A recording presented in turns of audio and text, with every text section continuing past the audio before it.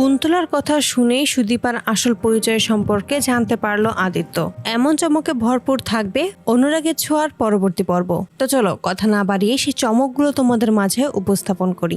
আদিত্য সমস্ত সত্যি জানতেই ছুটে আসে মন্দিরে। কে বা কারা এই কাজটা করতে পারে এসব জিনিস ভাবতে থাকে। ঠিক সেই মুহূর্তেই হঠাৎ করে সামনে তাদের বাড়িতে যাওয়া সেই সন্ন্যাসিনী অর্থাৎ কুন্তলাকে দেখতে পায় আদিত্য। তখনই আদিত্য ভাবে উনি হয়তো কিছু একটা জানতে পারে। ওনাকে আমি কিছু জিজ্ঞেস করি। যখনই কুন্তলার কাছাকাছি আসে কুন্তলাকে জিজ্ঞেস করবে, ঠিক সেই মুহূর্তে দেখতে পায় কুন্তলা ফোনে কারোর সাথে কথা বলছে। তাই আদিত্য সেখান থেকে চলে যাওয়ার সিদ্ধান্ত নেয়।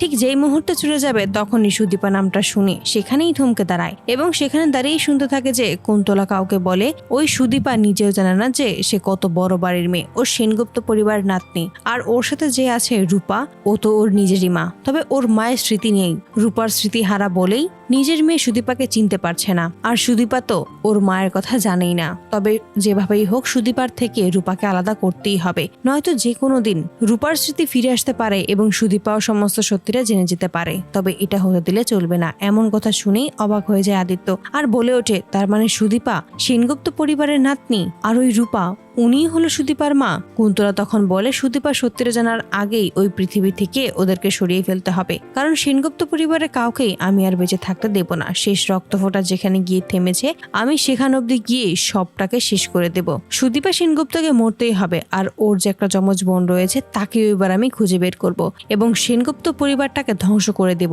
ওই পরিবারের কোনো অস্তিত্বই এই পৃথিবীতে থাকবে না। তখনই দেখতে পায় কুন্তলার হাতে একটা ছবি যেখানে দুটো বাচ্চা দেখা যাচ্ছে।